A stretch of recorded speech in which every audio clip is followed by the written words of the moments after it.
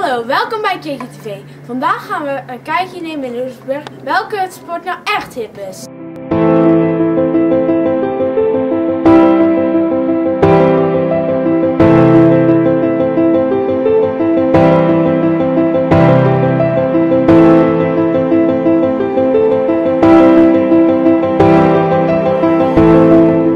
Doet u aan een sport? Ja, Aan welke? zwemmen en paardrijden. En doet u die sport al lang? Ja, Hoe lang al? paardrijden 2 jaar en zwemmen 2 jaar. Oké, en welke vind je nou het allerleukste om te doen? Paardrijden. En waarom? Want paardrijden kan je galop en draf en stap leren en ook spelletje. En bij zwemmen doe je alleen maar borstkrol, rugkrol, vlinder en school. En welke sport denk je dat het allerpopulairste is in heel Nederland of in Zeeland? Zwemmen. En waarom denk je dat? Want daar kan je allemaal dingen leren en bij paardrijden ben je zo klaar.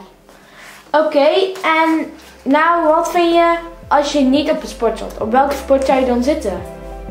Op atletiek.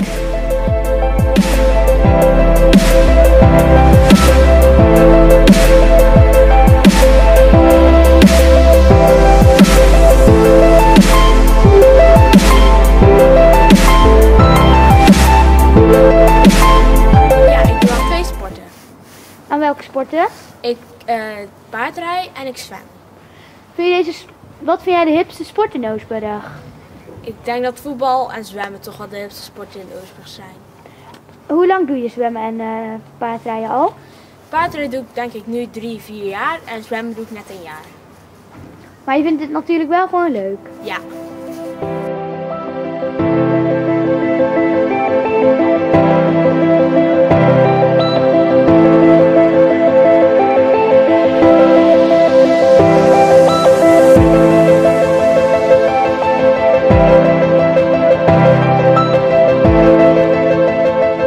Zit je op een sport?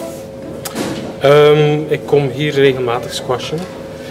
En mijn werkverband, op mijn werk, ga ik af en toe gaan voetballen.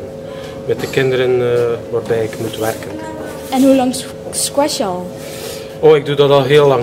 Ik denk 15, 16 jaar. Ja.